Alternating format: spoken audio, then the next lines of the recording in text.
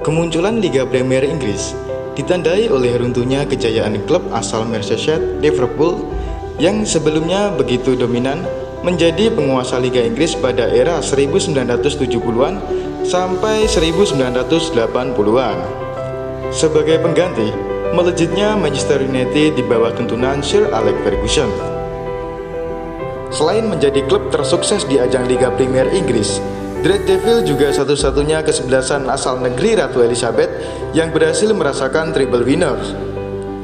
Peristiwa bersejarah itu terjadi pada musim 1998-1999 silam, kala mengawinkan titel Liga Premier Inggris, Piala FA, dan Liga Champions. Tragisnya, selepas periode emas bersama Ferguson, laju United terseok-seok.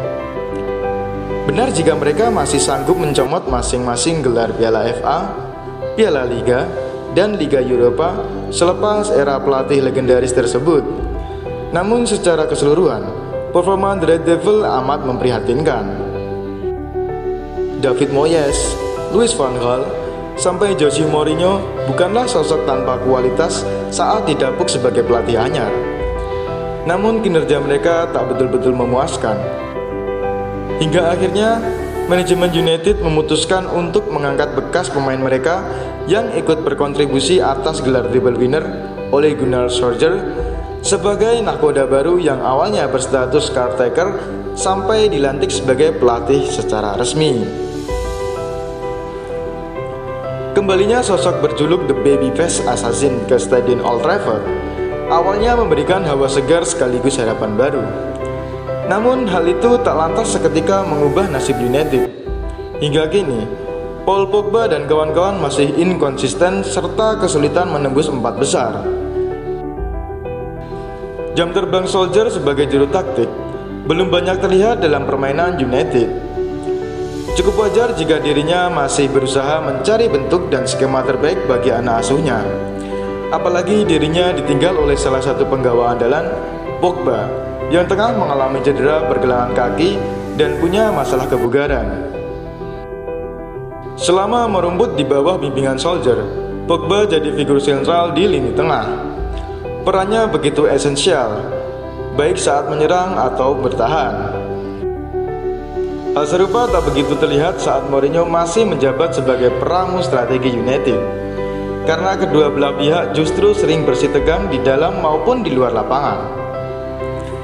Terlepas dari kebijakan transfer kubu manajemen, bersama Solskjaer pula, The Red Devil lebih berani memainkan penggawa muda.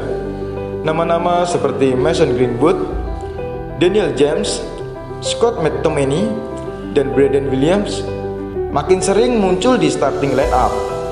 Sementara sosok-sosok kenyang pengalaman yang kebetulan tak sesuai dengan skema pelatih berpaspor Norwegia itu, layaknya Phil Jones, Juan Mata, dan Nemanja Matic, lebih banyak menghabiskan waktu untuk menghangatkan bangku cadangan.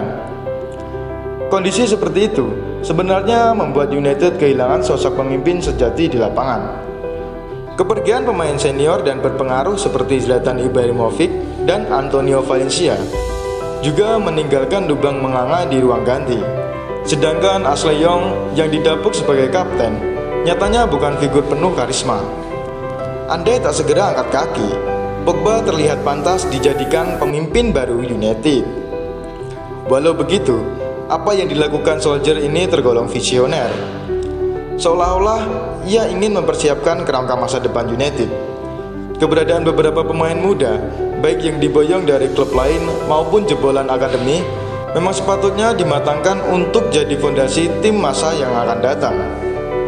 Tak peduli bahwa saat ini mereka harus bertatih-tatih untuk tumbuh dan berkembang.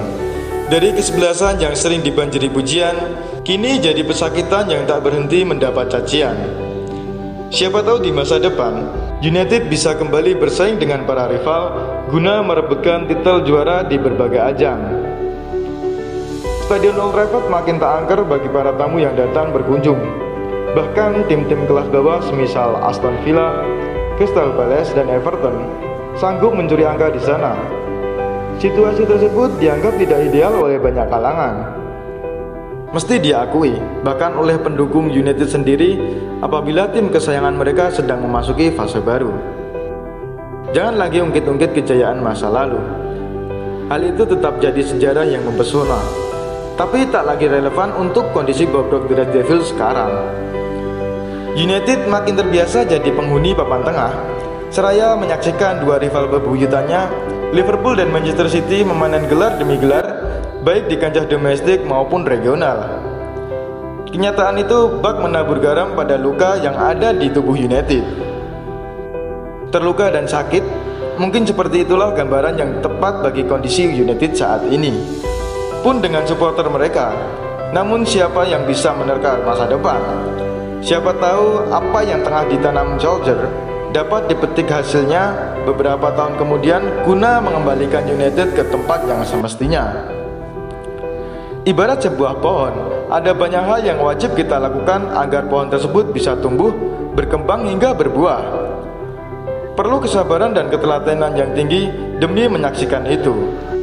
Hal itulah yang mungkin kudu dijalani manajemen dan fans United saat ini. Dan seperti biasa, terima kasih.